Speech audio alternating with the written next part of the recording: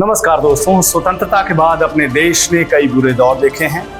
अंग्रेज सोने की चिड़िया लूट कर जा चुके थे और पीछे छूट गया था वीरान जंगल, बंजर भूमि और दाने दाने को तरसते लोग।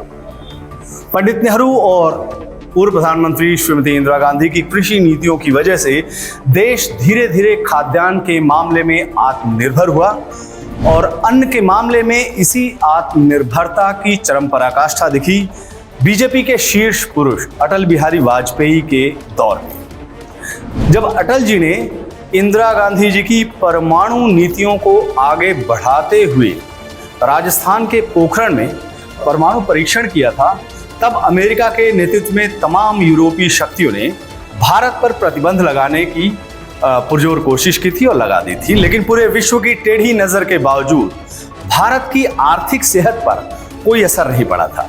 पता है क्यों?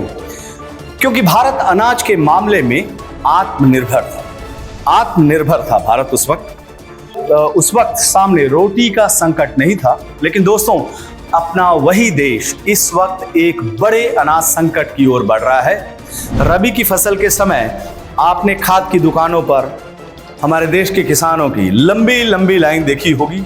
2 दिन, 3 दिन, 4 दिन में लगे रहने के बावजूद जो किसान हैं, उन किसानों को खाद नहीं मिला था और कुछ वहां पर उनकी मृत्यु भी हो गई थी। और अब खाद की उपलब्धता को लेकर एक और रिपोर्ट आई है। उस रिपोर्ट में इस बात की आशंका बढ़ रही है कि खरीफ की फसल, मतलब बरसात के समय लगाई जाने वाली जो फसल है, उसके समय में भी किसानों को खाद मिलने से रहा और उसका सीधा असर फसल के उत्पादन पर पड़ने वाला है, क्योंकि जो खाद है उसकी उपलब्धता नहीं हो पाई थी। इस संकट के बारे में द इंडियन जो एक्सप्रेस अखबार है, उसने जो रिपोर्ट दी है उसके मुताबिक देश में हर साल 9 से 10 मिलियन टन डीएपी की ज़रूरत पड़ती है। करीब इतनी मात्रा ही यूरिया की भी पड़ती है, ज़रूरत होती है। इसके अलावा हर साल तकरीबन 4.5 से 5 मिलियन टन पोटाश की खपत भी देश में होती है। लेकिन इसी 1 अप्रैल को देश में डीएपी का भंडार केवल 2.5 मिलियन टन था, यूरिया का भंडार बस 1 मिलियन टन और पोटाश तो मात्र 0.5 मिलियन टन ही था। स्थिति की गंभीरता पर फिर गौर कीजिएगा। 10 टन डीएपी की जरूरत है कितना? बस 2.5 मिलियन टन। यूरिया की जरूरत है 9 से 10 मिलियन टन, है कितना? बस 1 मिलियन टन।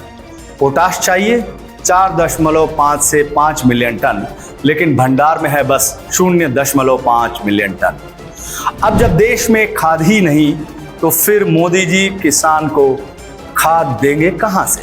आप इस बात को बखूबी समझ रहे होंगे, लेकिन जो भक्त हैं उनकी बात ही अलग है। वो तो बात ही कुछ और करते हैं। वो तो ये भी दलील दे देते हैं कि मोदी जी महंगाई बढ़ा रहे हैं तो कुछ सोच कर ही बढ़ा रहे होंगे।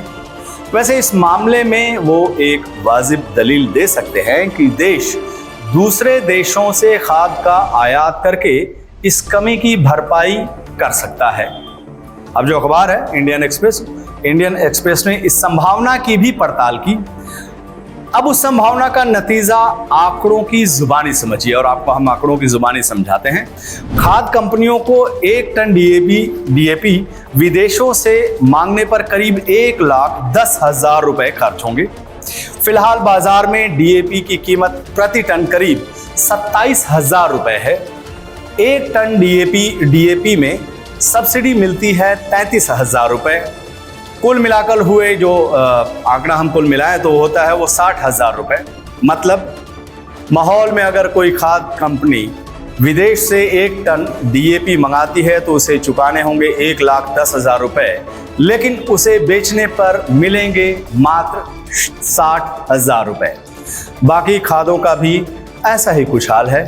अब आप ही बताइए, ऐसा घाटा का सौदा कौन करेगा? 1,10,000 रुपए लगाकर 60,000 रुपए में कोई अपना माल क्यों बेचेगा? तो फिर इस समस्या का सॉल्यूशन क्या है? इस समस्या से कैसे निपटारा पाया जा सकता है? सरकार सब्सिडी के जरिए दामों के अंतर को खत्म करे, लेकिन मोदी जी तो मौन है।